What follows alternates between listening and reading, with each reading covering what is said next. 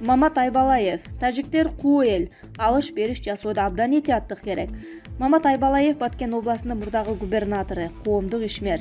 Кыргыз-тажик чек арасындагы окуялар жоо кеткенден кийин кылычыңды ташка чап деген макалды эске салат. Кыргызстан 1997-жылдарда Тажикстанга жардам берип, алардын жарандык согушун токтотуп калууга жардам берди эле. Кийин тажик президенти Эмомали Рахман 157 миң адам ошол согушта курман болду деп айтпадыбы? Ал эми расмий эмес маалыматтарда 280 миң адам өлдү деп айтылып жүрөт. Биз дардаңбай кыргызбыз, алардын согушун токтотуп жардам бердик. Бирок тажиктер куу эл болот, куулугун ушундан билсе болот, булар сөзүндө турбайт. Тажиктер менен аралашып чектешип жашабагандар алардын кандай экенин түшүнбөйт. Кокус сиз барып калсаңыз, алар жакшы тамагын палоо басып, арак шарап берип жакшы сыйлайт. Жакпай калсаңыз уу берип өлтүрүп коюш алардын колунан келет.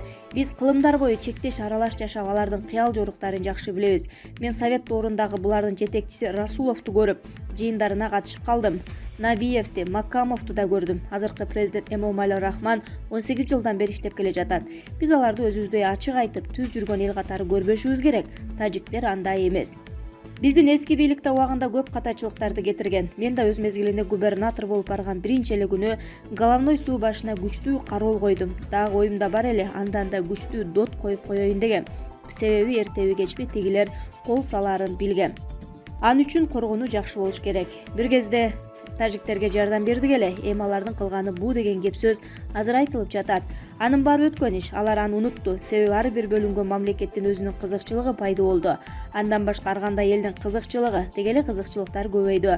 Ошолордун арасында баңгизаттарды ташыгандардын, курал саткандардын кызыкчылыктары пайда болду.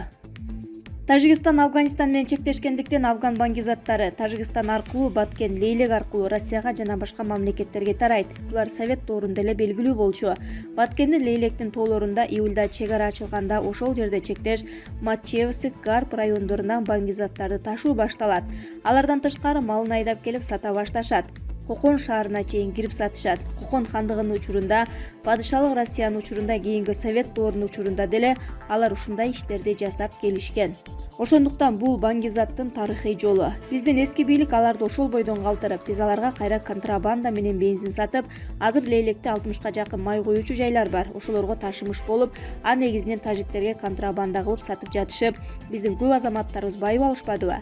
Мамлекет, бийлик аларды көрмөксөн болуп туруп берди. Азыркы бийликтегилер биз ал жерде контрабанданы токтоттук деп айтып жатышпайбы? Демек, контрабанда баңгизаттардын жолу токтоду да. Алар менен иштегендер абдан бай эл, аларда акча абдан көп. Анан аларды аракет кылышты көрүнөт. Азыркы бийлик бардыгын анализдеп тактап албастан бир аз шашып кетти да, анан азыркыдай абалга дуушар болду. Биз тажиктер менен ар дайым этият болушубуз керек. Алар келишимге кол койгону менен андан ары эмне кылышканын көрдүңөр да. Ошон үчүн булар менен алыш бериш, деги эле мамиле жасоодо абдан кылдаттык керек.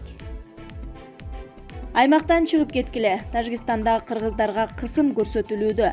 Тажикстандын Жергетал районунда жашаган кыргыздарга бийлик тарабынан кысым көрсөтүлүүдө. Бул тууралуу Жергетал районунда жашаган тургундардын бири 7 ТВ Чекит KG сайтына кайрылып, учурдагы абал тууралуу билдирди.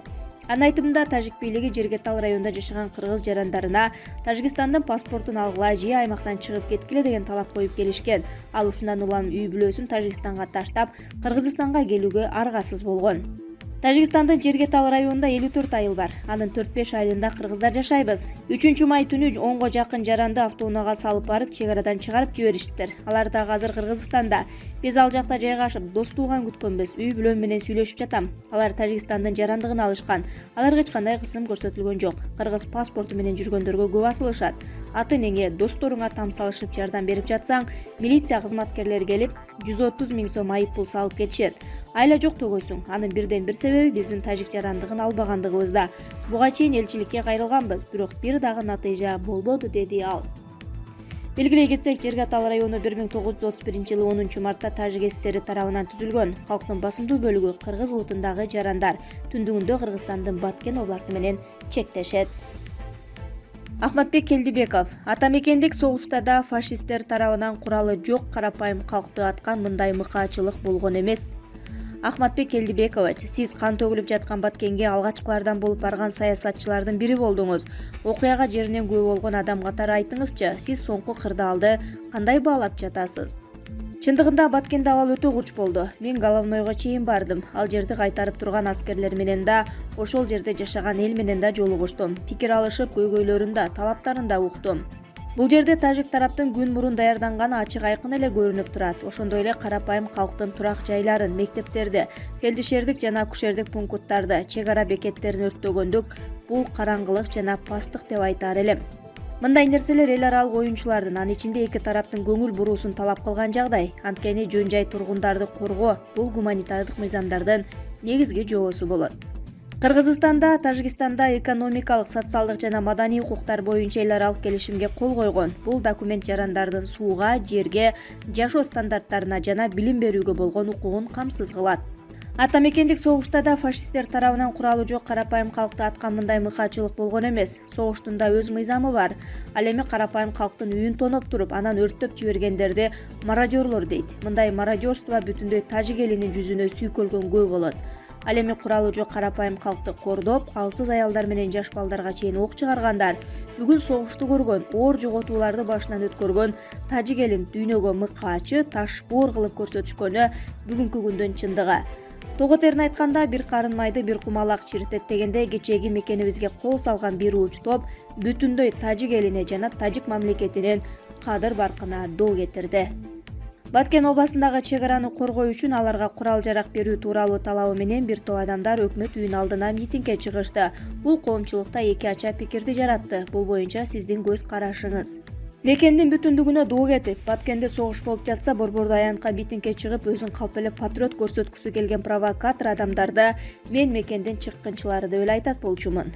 Ички иштер министри Улан Ниязбеков туура чечим кабыл алыптыр. Аскердик билеттериңер барбы? Мына бул унаага түшкүлө военкоматка барып ошол жерден тактайлы десе, көпчүлүгү унаага түшпөй койгонун маалымат каражаттарынан окудум.